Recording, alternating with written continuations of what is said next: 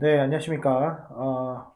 이번 시간에는 제가 뭐 코인을 하는 그런 유튜버는 아니지만은 제목처럼 최근에 이제 코인이 폭락을 했습니다. 지금 보시다시피 뭐 도지코인 포함해서 비트코인, 뭐 이더리움 뭐 해서 많이 떨어졌어요. 그래서 제가 이거 좀 말씀을 드리면은 어 15년 동안 주식에 미쳤던 제가 왜 코인을 하지 않았던지 그거를 좀 이유를 좀 이야기 좀 하고요. 네, 투자에 대한 개념, 그리고 지금 비트코인 하시는 분도 계시고, 주식 하시는 분도 계시고, 둘 다 하시는 분도 계시더라고요. 근데 이제 그 부분에 대해서 좀 이야기를 하고자 합니다. 제가 예전에 영상을 한번 올린 적이 있습니다. 이렇게 해서 튤립 파동이라고 해서 제가 비트코인 폭락 4월 달에 튤립 파동, 주식을 하는 이유 이렇게 말씀드렸는데, 제가 왜 코인을 안 하게 된 이유가 있는데요. 일단은 저는 돈을 벌려고 하는 건데요. 저는 도박을 하고 싶진 않았습니다. 첫 번째 도박을 하고 싶지 않았고, 그리고 투자를 하고 싶었어요. 투자를 하려면은 어떤 내 실물 자산에 투자를 해야 되잖아요. 투자를 해야 되는데, 이 비트코인 같은 경우에는 그런 거에 해당이 되지 않았다. 제가 왜 그런지 몇 가지 설명을 드리고, 이걸 제가 왜 설명드리냐면, 향후에도 내 주변에 이제 내가 돈이 생기게 되면은 그런 악의 세력들이 많이 존재합니다. 그런 세력들이 내 돈을 주머니에서 뺏어가려고 합니다. 그래서 그럴 때일수록 이럴 때 하나 명확하게 그 정립을 해 두시면은 좋을 것 같습니다. 이 자산이라고 하면 예, 제가 아는 바로는 첫 번째로 법이 있습니다. 예, 법이 제정되어야 합니다. 법이 없으면은 어, 또는 법 안에 법 테두리 안에 있어야 합니다. 이거예요. 그러니까 예를 들어서 어떤 법 규정 안에 그게 들어가야지 어떻게 보면 자산으로 인정이 되는 거고요. 그 나라에서. 그리고 우리나라에서는 인정이 되고 다른 나라에서 인정이 안 되면 그 자산이 아닌 거예요.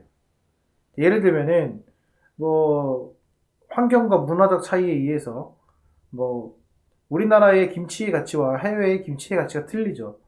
예, 그거는 이제 자산이라고 할 수가 없어요. 왜냐면은 그건 어떻게 보면 어떤 내 김치를 갖고 있음에도 불구하고 어떤 가치가 효용 가치가 늘어나는 게 아니잖아요. 그래서 어, 어떤 법에 대한 규정이 있어야 된다는 겁니다. 그러니까 자산에 대한 법, 팔았을 때 어떻게 되고 샀을 때 어떻게 되고 이거는 어느 기준에 의해서 상장이 되고 어느 기준에 의해서 상장 폐지가 되고 이런 게 있어야 돼요. 근데 이게 자기 멋대로면 안 됩니다. 그리고 자산 가치가 일정해야 된다. 어디에서건 이 비트코인 같은 경우에는 뭐 나라마다 가격이 틀리죠. 이게 말이 안 된다는 거예요. 이 나라마다 가격이 틀린다는 자체가 말이 된다고 생각하십니까? 그러면 환율도 필요 없고, 그죠? 주식도 필요 없고, 주식 상장이 뭐 나스닥에다 올라가냐, 이 코스피에 올라가냐에 따라서도 가치가 틀리고 이러면 안 되지 않습니까? 그러니까 만약에 두 개 다 상장이 돼 있는 거라면은 그 자체의 자산 가치는 동일해야 된다는 거죠. 일부 뭐 환차익이나 뭐 어, 아주 미세한 변동 차이가 있겠지만 그런 미세한 변동 차이도 중개 거래소에서 보정을 해줘야 된다는 거죠. 그러니까 이런 것들이 가장 중요하다.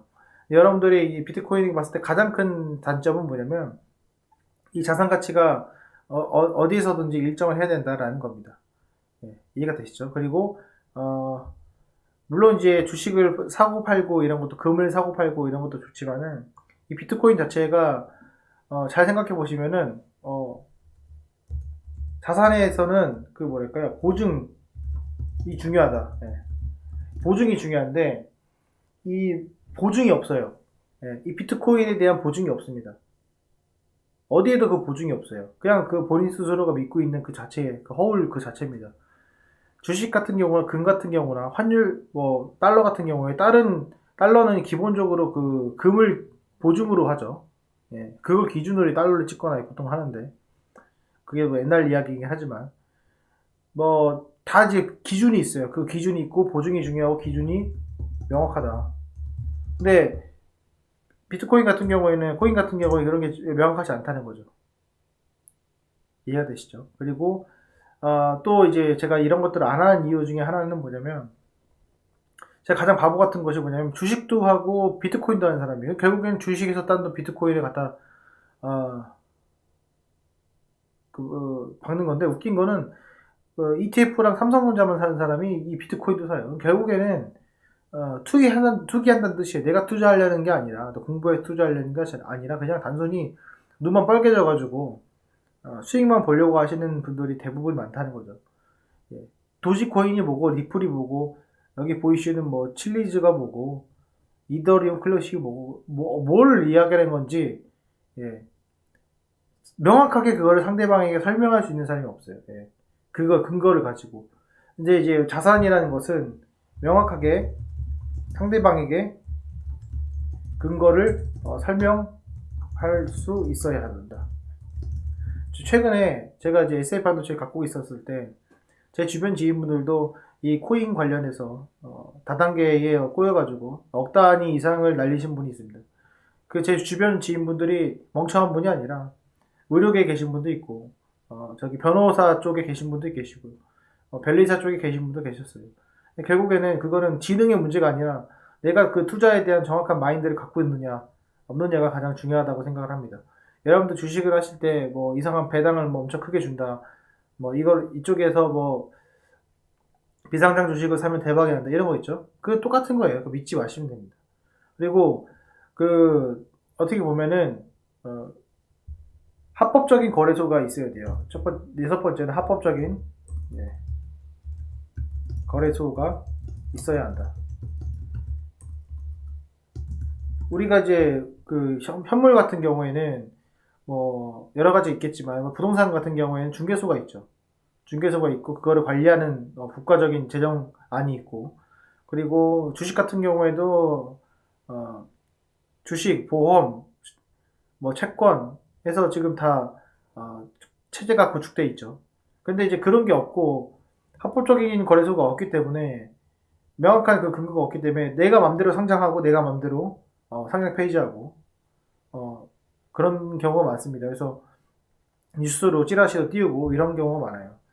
제가 요즘 몇 가지 말씀을 드리면, 예전에 2018년도 기억하실지 모르겠지만은 2018년도에 예전에 삼성증권에서 어마어마한 일이 생겼습니다. 그러니까 그 배당을 1,000원을 줘야 되는데, 예, 이때 당시 기억하실지 모르겠습니다. 2018년도인데 삼성증권 직원에게 이제 한 주당 1,000원의 배당을 해야 되는데 한 주에 1,000주를 배당하는 그 주식 배당을 해버린 경우가 생겼어요. 그래가지고 시장에 몇백억이 풀렸죠. 그래가지고 한 주 갖고 있는 사람이 1,000주가 돼버린 거예요. 근데 이거를 다 하면은 정관의 별 이상, 그 이상을 제가 한도를 넘어가는 것만큼이 불가능한데 그거를 이렇게 찍어버린 거예요. 결국엔 그게 이제 시스템의 문제다 하면서 난리가 난 적이 있었습니다. 결국에는 그게 뭐 쉬쉬되고 어떻게 마무리됐는지 정확히 모르겠지만은, 그래가지고 이제 한 주 갖고 있는 사람이 이제 1,000주가 돼서 그냥 갖다 파는 거예요. 그러니까 주가가 갑자기 급락을 한 겁니다.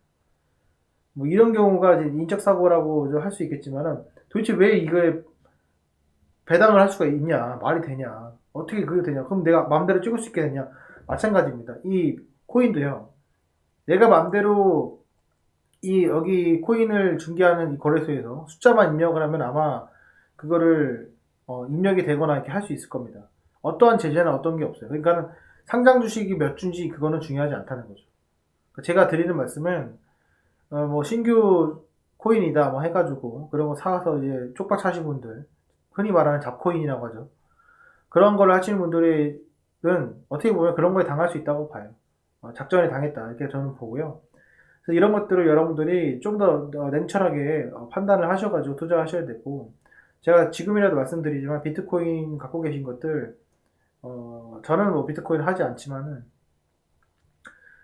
저는 그거를 자산으로 인정하지 않습니다. 제 기준에서. 여러분들은 인정할지 모르겠지만 인정하지 않고, 어차피 다 아실 거예요. 지금 폭락한 상태에서 정신 차리고 돌아보니까 내가 지금 무슨 짓을 했나.